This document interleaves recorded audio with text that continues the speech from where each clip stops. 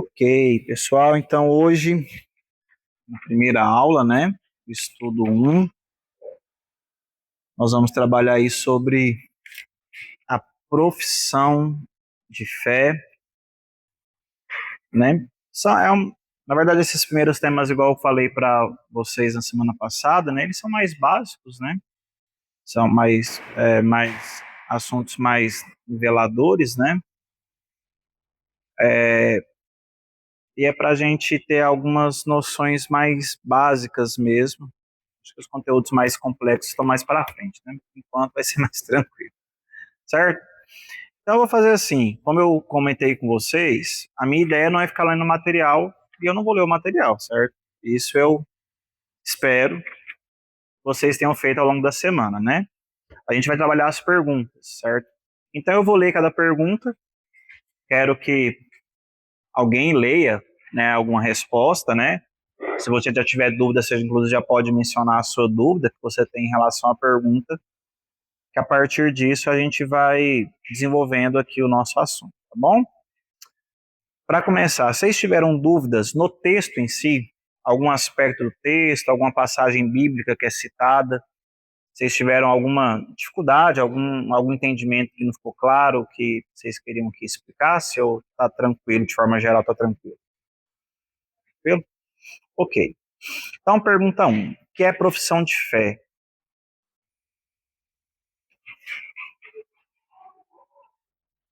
Aí agora alguém responde. O que é profissão de fé? Aí agora alguém lê a resposta. Pode, pode falar, Simone. Isso, né? É, sim, é de acordo com o texto, isso mesmo. Então, na forma mais simples e primitiva, é uma declaração pública feita por quem crê que Jesus Cristo é o Filho de Deus, né? Então, na nossa igreja, não são todas as igrejas que têm esse costume, né? Mas boa parte das igrejas reformadas mantém esse costume, né? Na igreja presbiteriana, isso é feito de maneira sistemática.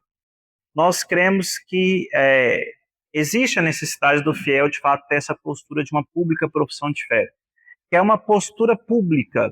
Então, qual que é a ideia? Ah, ou quem vai fazer, que é o caso, por exemplo, de vocês, né, no caso, vocês três, né, que já são batizados. A gente não rebatiza, não é um costume da nossa igreja, né, mas a gente pede uma pública profissão de fé, que é exatamente isso. Você, então, diante da igreja, diante do povo do Senhor, professa uma fé, que é algo que a própria Escritura nos orienta, que é o que os textos bíblicos mencionaram, né? Então, quando você faz essa pública profissão de fé, né, que todos vocês vão passar por esse processo, você está exatamente fazendo essa declaração de um reconhecimento, né, de Cristo como Senhor e Salvador, né? Então, a ideia é mais não é um sacramento.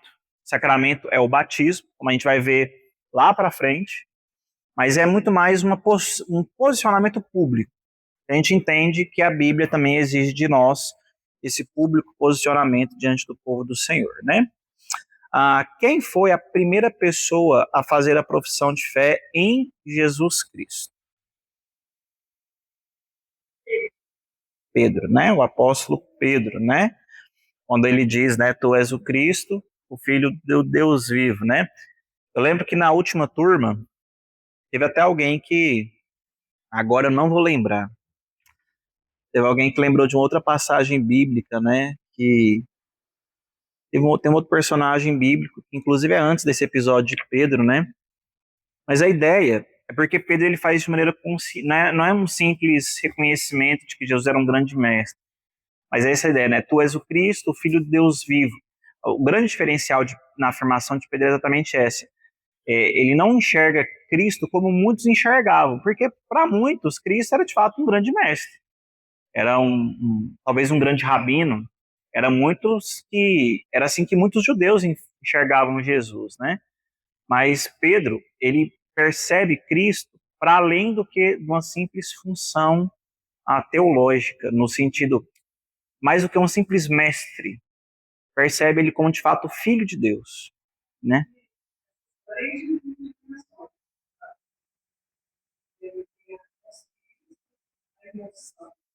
Ah, sim, aham. Isso. Exato, essa confissão, a confissão de Pedro é algo assim, é muito claro, né? Tanto que ele é muito, tanto que o próprio Cristo falou assim, não foi você, mas foi o próprio Espírito que te revelou isso, né? Então não foi um simples ato intelectual, não era porque ele achava Pedro um grande, ah, alguém que tinha bons ensinamentos, né? Mas é um reconhecimento pelo próprio Espírito Santo de que de fato ah, Cristo é Deus, né? Esse que é um dos grandes diferenciais, é a grande diferença, na verdade, da confissão de Pedro, né? Quais são os três elementos que estão presentes na profissão de fé?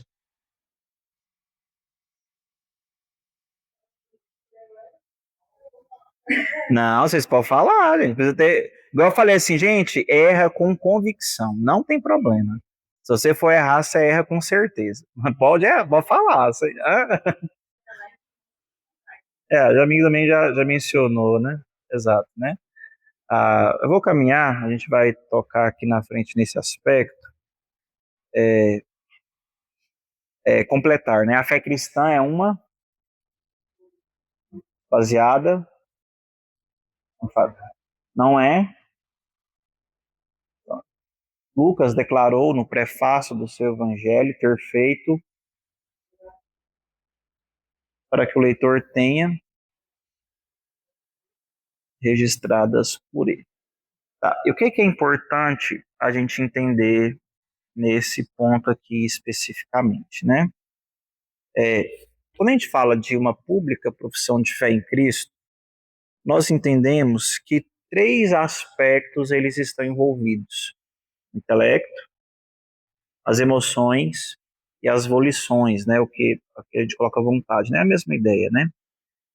É a mesma ideia que a gente vai encontrar no Novo Testamento, no grego, essa ideia ela não se sustenta tanto. Mas no Antigo Testamento, quando a gente vê a ideia de, né, de fazer algo de todo o coração, ou de entregar todo o coração ao Senhor, a ideia no hebraico, né, de coração, ela envolve exatamente essas três dimensões. A gente não tem tanto essa perspectiva no português, né? A gente fala assim, o fulano, né, amou de todo o coração, né? Via de regra, a gente associa muito coração com a ideia emocional. Na nossa cultura, né, na cultura brasileira, nas culturas ocidentais, na verdade, a gente associa muito a ideia de coração na ideia de emoções. Nas culturas orientais, na cultura judaica, sobretudo, quando a gente fala de coração, a gente está pensando na dimensão de inteireza. Então, é, então, assim, são coisas diferentes. Então, sempre que você lê o Antigo Testamento e lá fala assim, de coração, você tem que entender que lá esses três aspectos eles estão envolvidos. Um aspecto intelectual, então existe uma exigência de racionalidade. A gente tem que entender aquilo que nós cremos. Um aspecto de emoção, então a Bíblia não exclui o aspecto emocional, certo? Então esse amor por Deus, essa entrega por Deus, e também um aspecto de volição, né, de desejo. Então a Escritura ela sempre vai caminhar com essas três dimensões sendo necessárias. A gente tem que entender o que nós cremos, a gente tem que amar aquilo no que nós cremos, e nós temos que desejar aquilo que nós cremos, certo? Então é por isso que a profissão de fé, ela não pode ser simplesmente intelectual, porque se você tem uma crença em Deus que é meramente intelectual, ela não é muito diferente de uma filosofia qualquer, certo? Uma compreensão de fé que é meramente uma compreensão intelectual de conceitos, ela talvez seja uma boa compreensão, mas ela é uma compreensão esvaziada na prática. Por quê? Eu sempre gosto muito de mencionar essa ideia, né?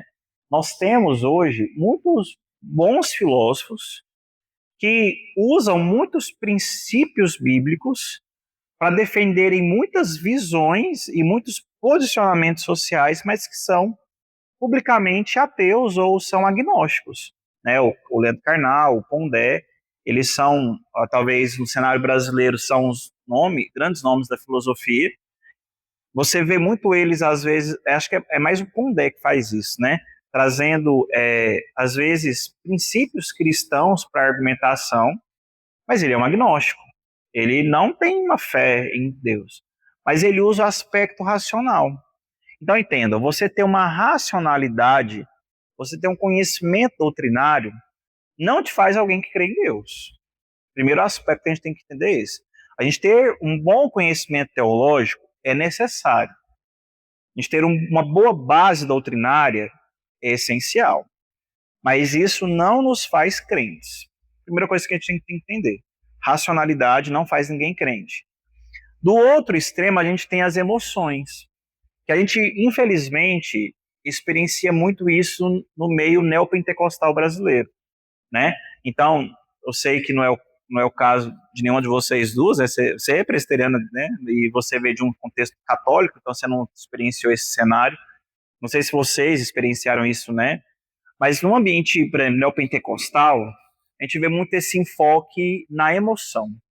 A pessoa tem que chorar, tem que se quebrantar. Então, isso, a conversão é choro, né? É coisas que a gente vê, enfim, eu não vou entrar no mérito aqui. Não nego que as emoções elas têm que fazer parte, né? Uma fé que é simples, uma fé que não se emociona é uma fé fria, né? Então, assim, a gente tem que, né? E às vezes acontece, você lê a palavra e aquilo ali te emociona, te confronta, a gente fica triste quando a gente é confrontado dos nossos pecados, a gente fica alegre quando a gente, né? Então, assim, é natural que a escritura gere em nós respostas emocionais e tem que ser. Ela não pode ser um simples aspecto racional. Mas quando a experiência legítima de fé se torna apenas um aspecto emocional, ou seja, crente é quem chora, crente é quem, né, tem aquelas comoções públicas nos cultos, a gente também está reduzindo a nossa fé, que é o que a gente muitas vezes enxerga muito no ambiente não é ambiente pentecostal, neopentecostal, né, que é um foco muito grande no aspecto emocional, enquanto se deixa o intelecto de fora. Então, às vezes, tem uma péssima base doutrinária, tem um péssimo conhecimento teológico, mas está ali, emocionando, chorando, então está tudo certo. Né? Isso também não faz sentido biblicamente, porque os dois caminham juntos. A gente tem que ter uma fé que pensa, uma fé que é racional, né? Paulo vai falar disso para a gente, né? O culto racional, Romanos 12 é muito explícito nisso. A gente tem que ter uma fé pensante, a gente tem que entender o que está sendo feito, a gente tem que conhecer a nossa doutrina, conhecer a Bíblia. Se a fé não precisasse ser entendida, não teria por que nem ter palavra. Deus, ele queria que nós conhecêssemos. E a prova mais viva disso é que nós temos uma escritura. Nós temos um conteúdo no qual crer. Então, isso por si só já diz que existe um aspecto intelectual que é necessário. Ao mesmo tempo que, então não pode ser apenas emoção, ao mesmo tempo que o intelecto frio ele não gera piedade, não gera vida, não gera arrependimento. Então essas coisas elas têm que caminhar juntas. E o fruto disso é as nossas vontades transformadas. É esse terceiro aspecto. Se a minha mente é moldada pela palavra, se os meus afetos pertencem ao Senhor, o natural é que os meus desejos sejam de fato guiados pela palavra e não pelo meu próprio coração, certo? Então é por isso que nós entendemos que esses três elementos, eles estão presentes em uma confissão de fé verdadeira. Então quando Pedro professa, né, aquilo ali, e o próprio Cristo disse que não é algo dele, é algo que vem do Espírito, ele está exatamente nos mostrando essa visão, né, de que ele, quando professa Cristo como Senhor, ele entendeu aquela verdade, ele teve as suas emoções, então, moldadas, ele de fato entendeu o que significa amar a Cristo, ao ponto dele desejar de fato ao Senhor, certo? Entenderam aqui? Até aqui ok? Claro? Qualquer coisa vocês falam, viu? Vocês estão caladinhos, pode ficar, pode brigar sem medo aí, nós estamos aqui para isso, tá bom? Ah, ao assumir a forma humana, Jesus deixou de ser Deus?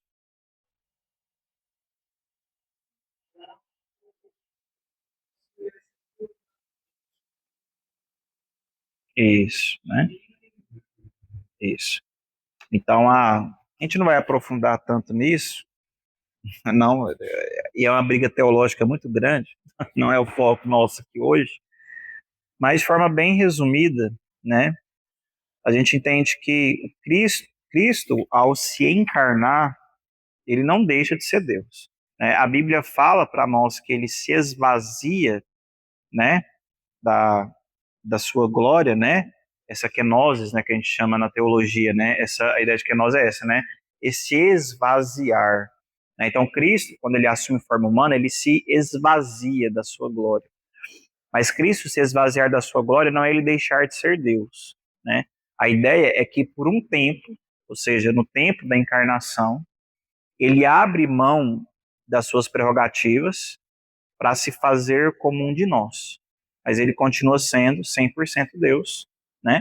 Por isso que a gente, por isso que Cristo, de fato, é único nesse sentido, ao mesmo tempo que ele é 100% homem, né? Pastor, mas como é que pode ser 100% Deus, 100% homem ao mesmo tempo, né? É o milagre da encarnação, certo? Então, assim, tudo que tange a encarnação de Cristo, nós cremos que é, é um milagre, de fato, né? Ao longo da história da teologia, tiveram muitas tentativas de explicar essa encarnação de Cristo, né? Então, por exemplo, tem um conceito luterano, né, que é defendido hoje, não sei se a igreja luterana ainda defende isso, né? Mas quem traz para o meio evangélico esse conceito são os luteranos, né? Eles defendiam a ideia de uma comunicação, né? Então, a natureza humana, Cristo é humano, Cristo é divino, e essas naturezas elas se misturam, né? Elas se fundem na pessoa de Cristo, né? O grande problema disso é que se Cristo ele mistura suas naturezas, ele não é nem Deus e nem homem, ele é um ser de uma terceira natureza.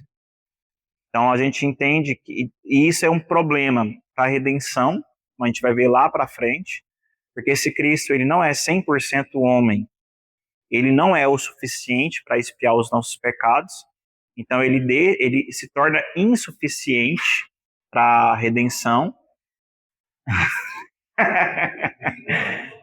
e se ele e se ele não é e se ele não é 100% Deus, né? Ele também não é o suficiente para ser o nosso intermediário com o Pai, né?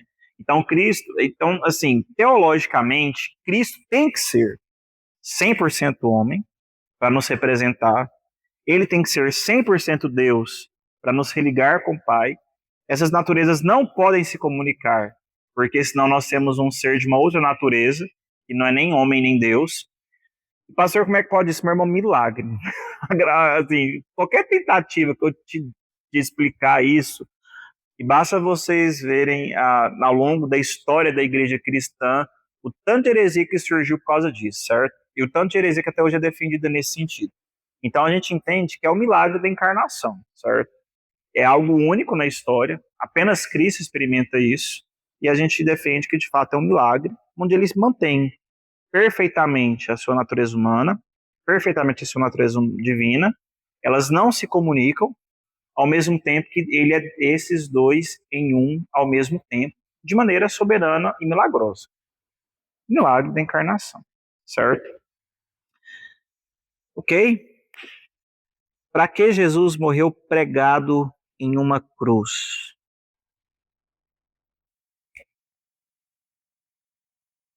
Rapaz, vocês têm que falar. Vai, Bobal.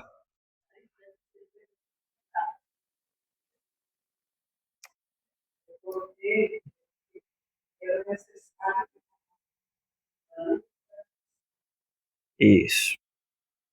Abre para mim, alguém lê para mim Hebreus 9, o versículo 22, que é exatamente essa ideia que a Jamin citou aí.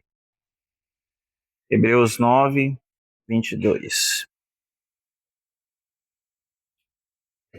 Quem achar, pode ler, por favor. Hebreus vai estar mais para frente, eu acho. Deixa eu ver. 22.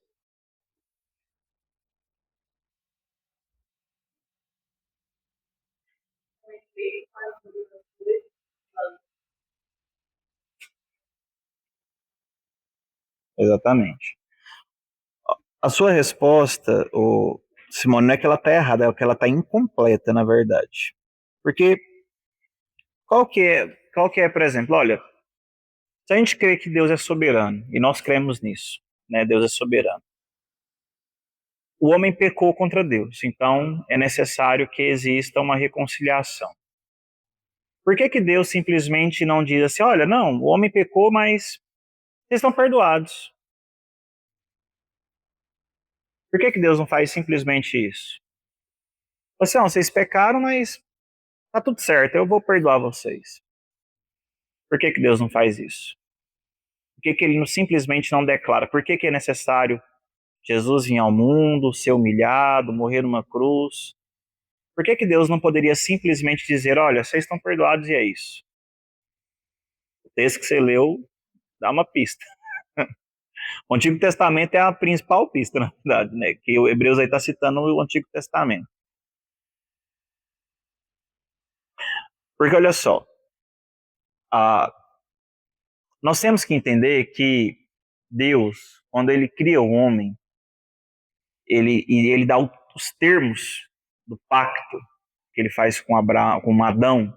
Ele diz, olha, você está aqui. A gente tem que entender que quando Deus cria o homem e coloca o homem no Éden, ele não está simplesmente colocando o homem lá para brincar e viver a vida dele lá. Quando Deus diz, olha, Adão, tá aí, cuide de tudo, use de tudo, tudo é seu. Você pode comer de todas as árvores, você vai dominar sobre todos os animais, tudo lhe pertence, mas da árvore do conhecimento do bem e do mal você não comerá. O que Deus está fazendo ali com Adão é um pacto, que nós chamamos na teologia de o pacto das obras, né? O que é a ideia de um pacto? A ideia de um pacto é um acordo entre partes. Então Deus, o Criador, olha para o homem, criatura, entrega para ele o governo e diz assim, olha, agora tudo é seu. Enquanto você me obedecer, tá tudo certo, a gente tem um acordo. Eu sou o dono de tudo, eu lhe confiei a direção, e você então vai cuidar de tudo e a gente vai ter um relacionamento pacífico. No dia em que você comer da árvore do conhecimento do bem e do mal, você vai morrer. E Adão, a gente creio que vocês conhecem a história bíblica, né? Adão, ele quebra esse pacto. Em Gênesis 13, ele come da árvore do conhecimento do bem e do mal, e ele traz para si então a morte. A morte entra no mundo por meio do pecado de Adão. Então Deus ele precisa ser justo. Se ele disse que o homem morreria, o homem morreria. E Deus ele não poderia simplesmente voltar atrás, porque ele fez uma promessa. E o que Deus prometeu, ele cumpre, mesmo que seja em juízo. E o que ele prometeu foi um juízo. A humanidade, no dia em que quebrar a minha lei, ela é passível de morte. Na sequência, vem um novo pacto. O primeiro pacto é quebrado em Adão, e vem um novo pacto, que é o pacto da graça. A fórmula dele aparece inicialmente em Gênesis 3, versículo 15, que é quando diz que viria o descendente da mulher que esmagaria a cabeça da serpente.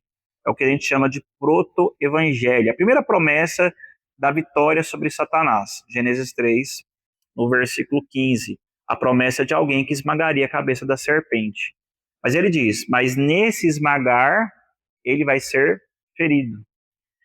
E todo o Antigo Testamento ele vai desenvolver essa lógica. Quando a gente olha para o livro do Êxodo e o livro de Levítico, nós vamos ver que a lei ela estabelece um meio para a reconciliação. Como é que o homem poderia se aproximar de Deus? Essa proximidade que o homem tinha com Deus ele perdeu no Éden. Como é que ele poderia reaproximar agora? A lei estabelecia o caminho por meio das ofertas e por meio dos sacrifícios de libação. Então, o homem, se ele quisesse se aproximar de Deus, perdão de pecados, ele tinha um caminho. Ele ofereceria animais, esses animais seriam mortos no templo, o sangue desses animais seria derramado, a carne seria queimada, e então o homem, por meio daquele sacrifício, estava se aproximando de Deus. E é interessante quando a gente pensa nisso, quando a gente vai vendo aquelas imagens do Antigo Testamento, no dia de festas, né? Que mais de 1.000 animais eram mortos por dia. Só para a gente ter noção, né? A gente pensa no templo muito na ideia de igreja, como é a igreja hoje em dia, né? Na verdade, o templo no Antigo Testamento ele era muito mais próximo de um açougue do que de uma igreja. Porque pense só, não sei se você já teve a experiência de um matadouro, né?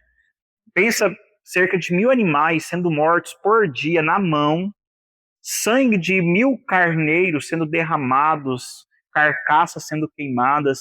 Era de fato era algo né, grandioso, sanguinário de fato, né?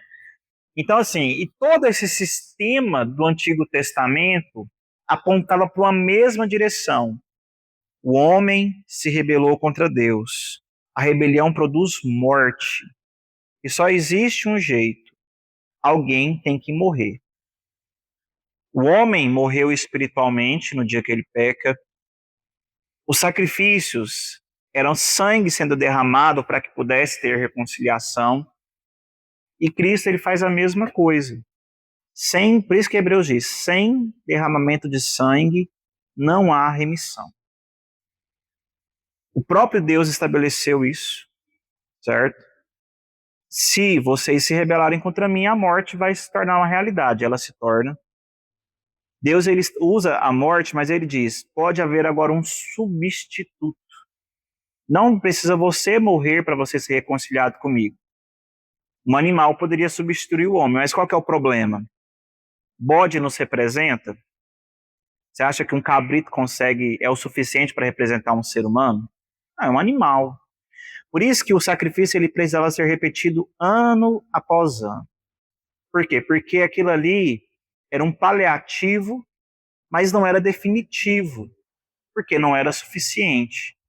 Em Cristo, isso é plenamente feito, porque ele é 100% homem, ou seja, um homem que representa outro homem, então ele tem equivalência, porque ele é 100% homem, mas ele é perfeito. Ele morre por pecados que não são seus. Por isso ele é suficiente. Mas para haver redenção tem que ter sangue. Por isso que Cristo tem que sangrar numa cruz, para Deus ser justo.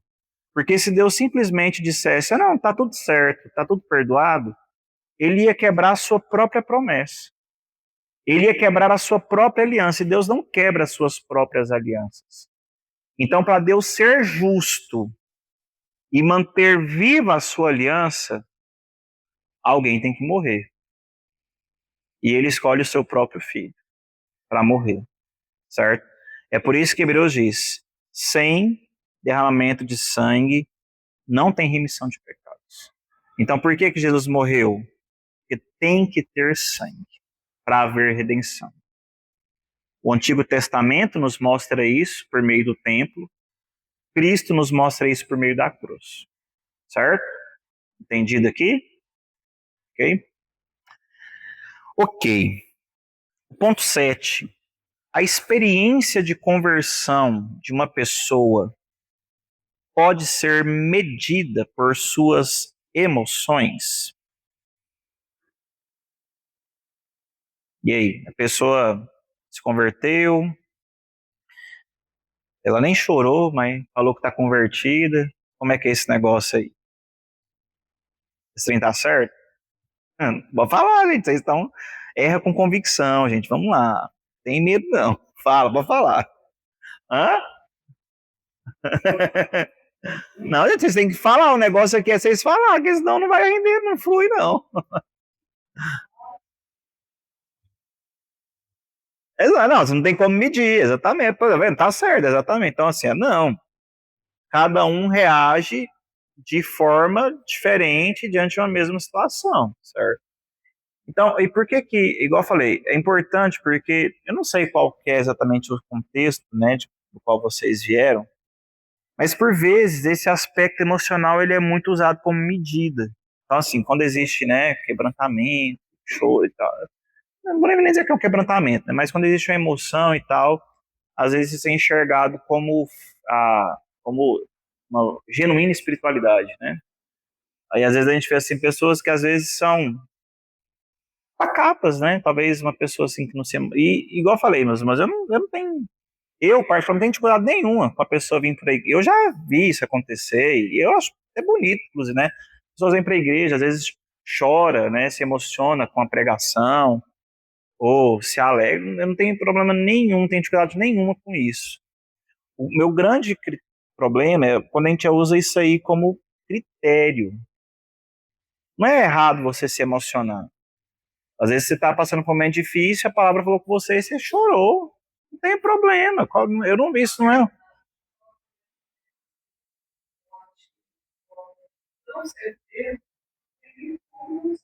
É, e assim, né? E não é um problema em si, isso não é nenhuma dificuldade. O grande problema é quando a gente começa a tornar isso medida de alguma coisa. Porque, emoção, igual eu falei, emoção não é medida de nada. Tem gente que se emociona e nem crente é. Entendeu? Então, assim, emoção não é medida, certo? Então a gente tem que entender que, por exemplo, tem gente que talvez lida com as suas emoções de maneira mais reprimida. E a pessoa não vai chorar.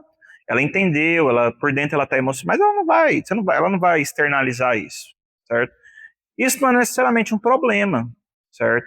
Então o que que a gente tem que entender? A emocionalismo, a externalização não é medida, certo? A gente não usa isso como medida porque é muito subjetivo. A grande verdade é essa, é muito subjetivo a gente tomar esses aspectos como medida de alguma coisa. E o que nos leva à pergunta 8, né? O qual que então é a evidência, né? O que que evidencia a intensidade do amor de uma pessoa por Jesus Cristo?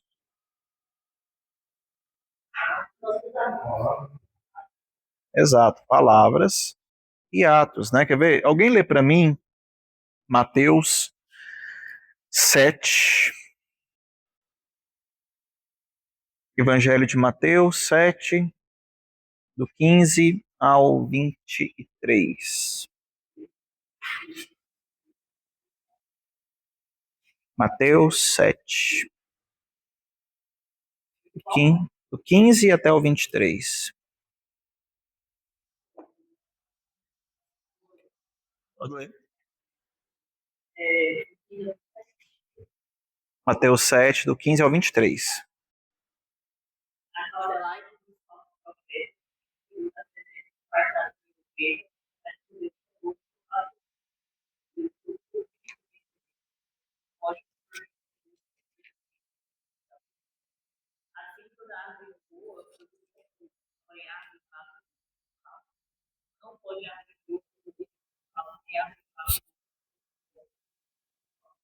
Até o 23.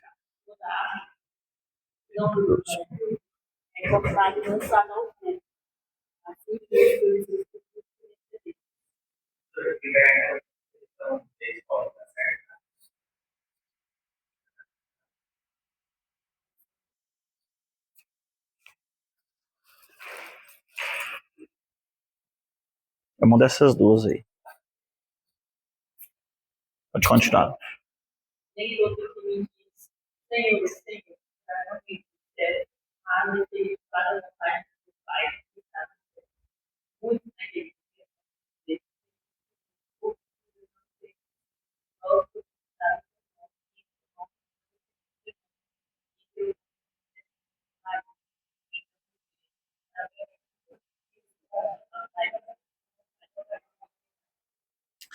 Exato. Então, o que que Jesus está deixando muito claro aqui nesse. Aqui Jesus está falando contra os falsos profetas, né? Então, aqui Jesus está pensando especificamente em lideranças religiosas dos seus dias. Mas esse aqui é um princípio que não é usado, não precisa ser usado apenas para falsos profetas. Ele é usado para a ideia aqui é que a gente pode expandir esse conceito e aplicá-lo para toda igreja, né? É interessante que ele diz, olha, nem todo que diz Senhor, Senhor estará no reino dos céus, mas aquele que faz a minha vontade. Então, meus irmãos, o que que a gente tem que entender? Ah, uma, tem muita gente que, voltando para aquele mesmo argumento, tem muita gente que, eu infelizmente já tive que ver isso, né? Pessoas que vêm para a igreja, choram, se emocionam, e que hoje estão completamente alheias ao que de fato é o evangelho, pessoas que estão distantes. Tá? Por quê? Porque nunca foi uma conversão genuína, nunca experimentou de fato. Pessoas que se emocionaram, talvez no momento de dificuldade ficaram, né, impactados, mas que nunca experimentaram o que é uma genuína conversão. Pessoas que eram excelentes conhecedores, por mais triste que possa ser isso, né? A gente já viu isso. Pessoas assim que têm muito conhecimento doutrinário, mas que não permaneceram fiéis até o fim. Então,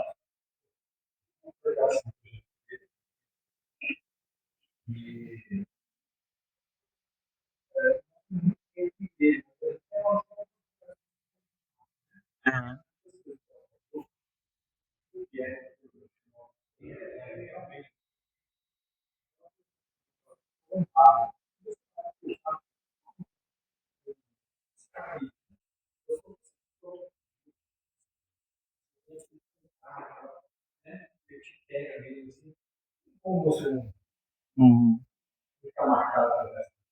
sim.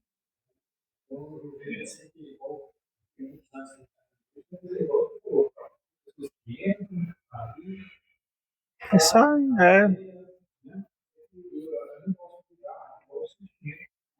sim. A gente não tem condições, né? Mas é,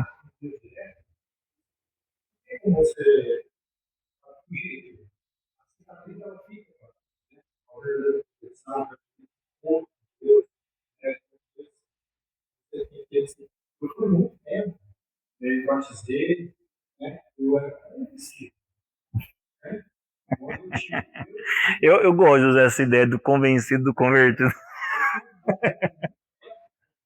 Ah,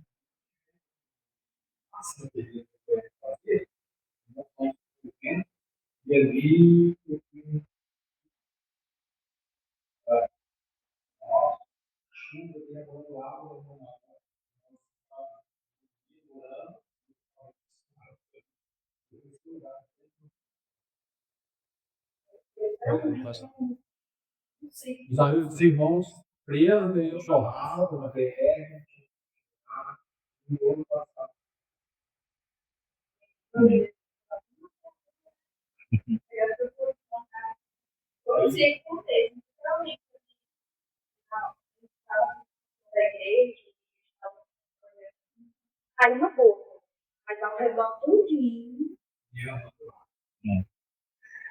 e assim, isso ah, é muito claro do que a escritura mesmo ensina, porque ah, não é emocionalismo, não é conhecimento intelectual, que o que a gente leu, o que Jesus fala, né? Pelas árvores, pelo fruto vocês conhecem a árvore, né? Você não colhe figos de espinheiros, né? Ou seja, você não vai colher uma frutífera de praga. Praga não dá fruta, né? Pelo menos é um útil para a gente se alimentar, né? E a ideia é exatamente essa, porque ao mesmo tempo que a gente não consegue julgar a emoção, a gente não consegue se basear pelo intelecto, mas quem é verdadeiramente convertido produz fruto de arrependimento. Então, o que que vai me evidenciar se alguém tem de fato uma caminhada cristã? Não é o que ela diz, não é o que ela afirma sentir.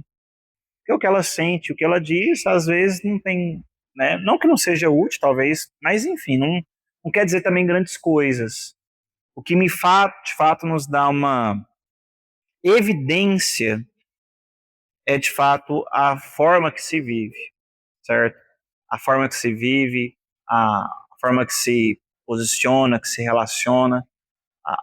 O sinal de verdadeira conversão é muito mais em como nós vivemos do que em como nós falamos.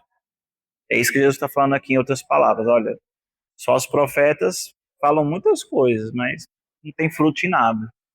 Esse que é o ponto que a gente tem que entender. E é o que a gente tem que também compreender, né? A gente entenda, gente. Olha, vocês, assim, a gente louva a Deus pela disposição de vocês, gente louva a Deus por esse tempo que a gente vai ter aqui. Igual eu falei, é um estudo básico, mas eu espero que de alguma forma contribua para o crescimento intelectual de vocês. Mas entendam que não é o conteúdo em si, não é o momento, é de fato como vocês vão viver com Cristo. Vai fazer a grande diferença, certo? Não é para, não é para, e a gente fala, não é para mim, não é para ninguém. Vocês não precisam estar aqui, pelo menos para mim, vocês não precisam estar por mim, não. Vocês podem ficar com tranquilo, à vontade, né? Vocês têm que entender que é uma ideia, é um compromisso que vocês fazem com Deus mesmo, primeiramente. E tem que ser uma caminhada de transformação é com Deus, não comigo, ou com seja lá quem for, certo? Porque é isso que Deus espera de cada um de nós, né? Pergunta 9, né? Por que é necessário assumir compromisso com Jesus?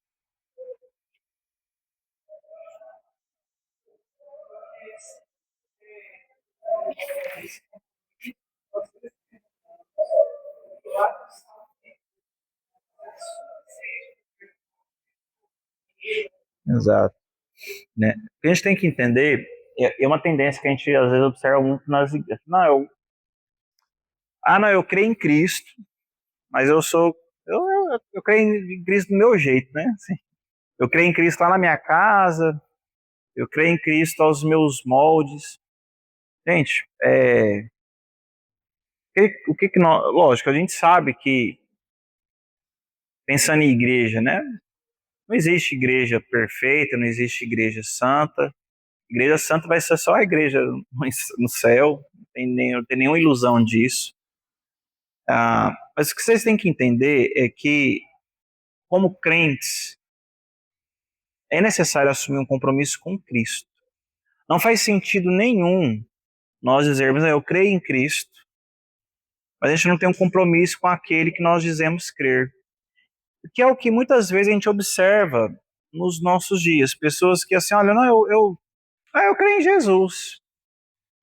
E é interessante porque se você for conversar com a grande maioria dos brasileiros, a cultura brasileira ela é muito cristianizada, né? O catolicismo, ele trouxe muito essa cultura cristã para o Brasil. Então, assim, tanto que é muito comum no meio católico, né? Pessoas que são católicos, são os católicos, eles têm até um termo, né? O católico não praticante, né? É, é, exato, então assim, não, eu sou católico, né? Nunca pisou na missa, assim. assim, assim, uma tradição de família, consciente. É,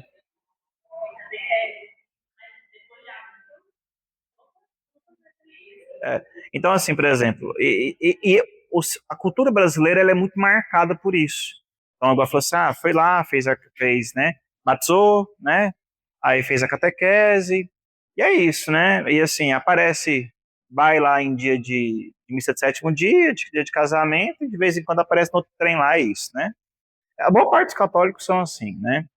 Ah, ou então, e a gente experimenta esse fenômeno que nasceu no movimento católico, ele também alcança hoje o movimento evangélico. Não é mais uma. Hoje já se fala. A gente não usa esse termo, né? Mas tem evangélico, a gente pode dizer que é não praticante também. Assim, pessoas que dizem crer em Cristo, mas não têm um compromisso. Não tem vida de igreja, não tem vida comunitária, não tem, assim, diz crer em Cristo, mas vive uma vida que é estranha para alguém que diz crer em Cristo. Por quê? Porque nós nos tornamos cristãos nominais, né? E entendam, cristão nominal não é crente, certo? Então, assim, você pode dizer que crê em Cristo, pode, qualquer um pode, até o diabo crê em Cristo, você pode falar que você crê em Cristo também, né? O Tiago vai falar, não, parabéns, se você crê em Cristo, bom demais, até Satanás crê em Cristo, né, nesse aspecto, falando, gente, não faz diferença nenhuma. Não faz. Não faz. Um católico nominal não é alguém que crê em Cristo, ele é alguém que tem uma cultura católica. Um crente nominal, ele não é alguém que é crente, ele é alguém que nasceu talvez no ambiente cristão, ele gosta da ideia de que existe alguém que ama ele lá no céu, mas ele não vive nenhuma vida de compromisso, uma vida de entrega, de relacionamento, de zelo. Então, o que a gente tem que entender? O verdadeiro cristão, ele precisa de compromissos. Deus, ele não está interessado, ele não tem o menor tipo de compromisso com o cristianismo nominal, porque isso não é fé, isso, isso é muito mais uma questão, qual foi uma questão cultural. Eu nasci numa família, minha família toda é católica, então eu sou católica também. Isso não é fé, isso é uma cultura assimilada. E no meio evangélico acontece a mesma coisa. E no Senado, na verdade, boa parte dos brasileiros que se dizem crer em Cristo. Mas você vai ver qual que é o Cristo que se crê, é um Cristo que não é bíblico. É um Cristo, é um Deus, aí a gente vai. É um Deus aos seus próprios moldes. Entendam, isso é idolatria. Quando você pega Deus e o molda ao seu próprio coração, o que você está fazendo é idolatria. Você está criando uma divindade para lhe agradar. E Deus não é. Né, Deus não está aqui para te agradar, Deus é Deus. Então, assim, isso é idolatria, certo? Então, o que a gente tem que entender? O verdadeiro cristão, ele precisa ter compromisso com o Cristo da Escritura. E, lógico, tendo compromisso com o Cristo da Escritura, ele vai ter compromisso com o povo de Cristo. Não faz sentido alguém que diz crer em Cristo, não querer ter comunhão com o povo de Cristo. É uma questão lógica. Como é que eu digo amar a Deus e não quero amar o povo de Deus? É ilógico. Esse é um segundo ponto. Como é que a gente tem crente que se diz crente, mas que não congrega? Isso é insustentável biblicamente.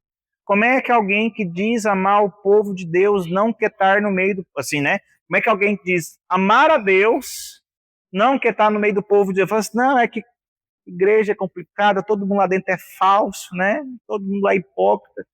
Você se coloca num lugar de perfeição, então. Não, lá dentro ninguém presta. Eu presto. Mas lá dentro ninguém presta.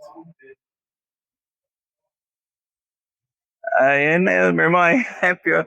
Aí você tem que ir lá para. Acho que é Pedro que vai falar, né? Assim, se você diz amar a Deus a quem não vê e não consegue amar a seu irmão a quem você vê, você não tem de fato fé. Então, assim, esse negócio, assim, podemos ter personalidades diferentes, podemos ter algumas naquilo que é superficial, podemos ter até visões diferentes, mas falar que você não ama seu irmão aí já é hipocrisia, né? A Bíblia chama de hipocrisia, não vou, o nome é esse mesmo. Então não tem como a gente dizer outra coisa, não. Então a gente tem que entender que não é que crente é quem está na igreja. Não, tem gente que está na igreja e não é crente. Bom, ao mesmo tempo, a gente tem que entender que alguém que ama a Cristo tem que ter compromisso com Cristo, tendo compromisso com Cristo, tem que ter compromisso com o corpo de Cristo, que é a igreja. Imperfeita, com máculas, óbvio, não tem como a gente juntar um monte de pecador e isso aqui ser perfeito, então não tem, né? Mas o compromisso ele é esperado de quem é cristão, certo? Não tem como a gente ser crente, não ter compromisso com Deus, não ter compromisso com a sua igreja, não ter compromisso com o seu povo. Biblicamente, não existe esse tipo de fé, certo? Ok, até aqui? E a última. Por que aquele que crê deve fazer uma profissão de fé?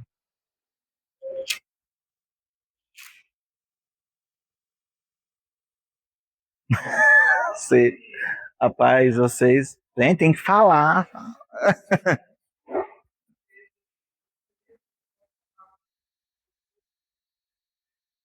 Exato,